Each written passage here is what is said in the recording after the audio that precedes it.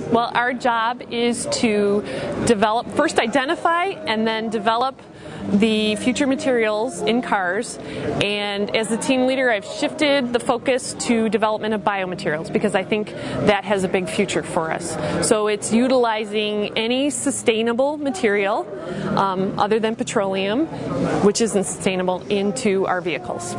So then give me an idea of some of the key products that you tend to focus on. Okay, well, our first endeavor was looking at putting soybeans or soybean oil into polyurethane foams for seating. We look at natural fiber reinforcement of plastics to make them stronger, to make them lighter weight and improve fuel economy. Fibers like coconut coir, wheat straw, Indian grass, which grows on the side of the road, prairie grass, any fiber we will take a look at. Hemp. Anything. So now give me an idea in how, because you talked about kind of Henry Ford's original vision here and what the vision is today. They seem pretty similar. I know, it's embarrassingly similar. Henry Ford was in love with the soybean. He had many projects in his own laboratory attached to his house in Dearborn, Michigan, that looked at utilizing soy oil in plastic materials, just like we are, but we're focused more in the foams.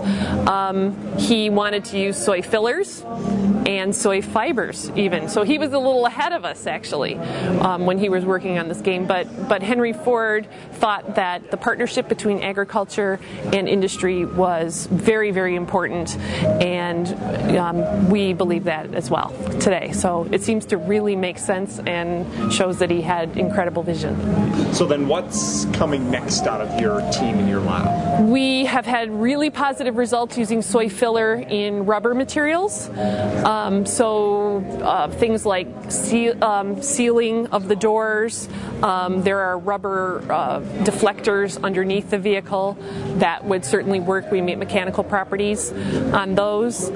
We are looking at the corn-based resins, 100% compostable corn-based resins for things like transit films, which now are made of polyethylene and go into a landfill. They would be completely compostable and go back into the earth. We're developing PLA materials for the future so that they're durable and then can be compostable. You talked about that PLA.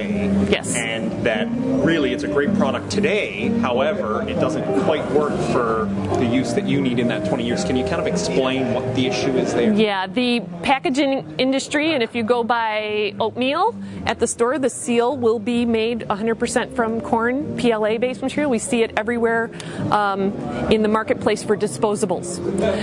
The problem is, since it wants to fall apart or compost, it's not going to be durable enough in an automobile. So the big technical question is, how do you make it last 15 years in intense UV, intense heat of a vehicle in Arizona or Florida, high humidity, and then when you throw it in the compost pile, have it fall apart quickly?